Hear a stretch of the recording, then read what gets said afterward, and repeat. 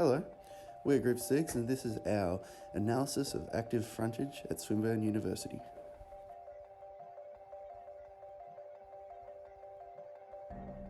When looking at the Swinburne campus, it's easy to see the lack of active frontages, with many blank walls faced when wandering the Swinburne urban space due to the sloped nature of the campus. Central spaces like the library and atrium feel detached from the overall campus due to the stairs and blank faces to the buildings. There are also missed opportunities to showcase the university to the public, with spaces in new buildings like the AMDC and ATC buildings, as well as the way Swinburne can be observed by train passengers that travel right through the heart of the campus.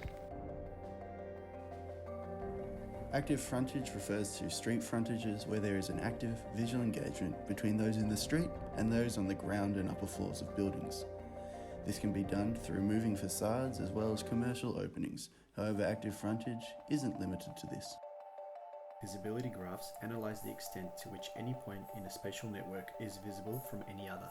Starting off by using an axial map, which represents the continuous structure of an open space.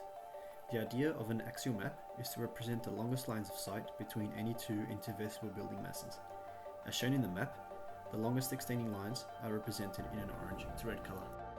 In this map, a visibility graph analysis was used to identify the visual and spatial relationships between buildings at the Swinburne Hawthorne campus, which exclusively studies the visual and spatial relationship at ground level, where warmer colours indicate stronger visual connections.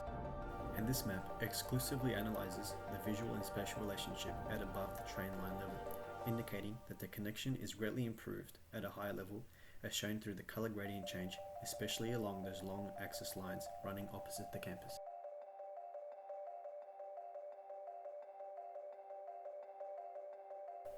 Using the data collected through the axial map and the visibility graph analysis, we then presented a map of the campus highlighting the visual quality to each building, orange being rich quality, yellow being average, and blue being poor quality. After analysing the campus using a visual graph analysis and observing the visual quality of certain areas, we were able to confine our target areas to three main precincts of the campus. The first being the entrance plaza that acts as the first point of reference for the campus when coming from Glenferrie Station. The main focus of this space is to open up the building fronts, bringing retail and social spaces, increasing community engagement. Second, the alleyway along the train line and arts buildings will incorporate active facades, adding a sense of utopia to the current conditions and bringing movement to the site. Lastly, the library and BA building block will look to fuse active facades to the BA building, as well as incorporating new openings and frontages to the library and atrium spaces.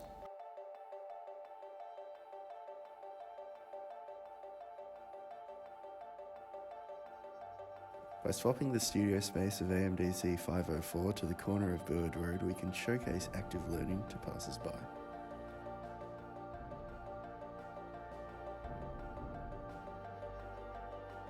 An active facade which interacts with trains as they move past the building, along with connected openings showcasing the technological advancements of the current day.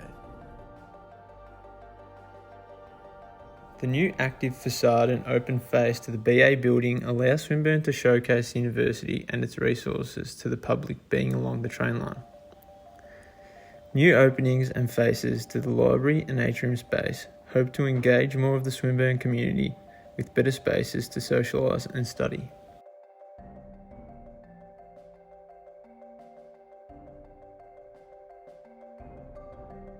Moving on to the current Columbia Street conditions, we plan on transforming the space into a more user-friendly, open and connected plaza. With a big focus on introducing active frontages in the sense of retail and hospitality programming placement.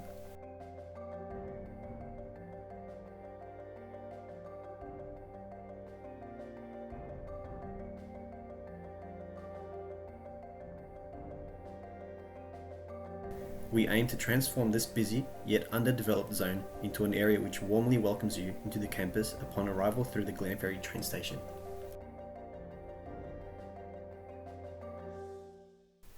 With this new integration of an active visual engagement between the public and the campus, our goal is to ensure that the new development contributes in creating a sense of visual identity amongst Swinburne.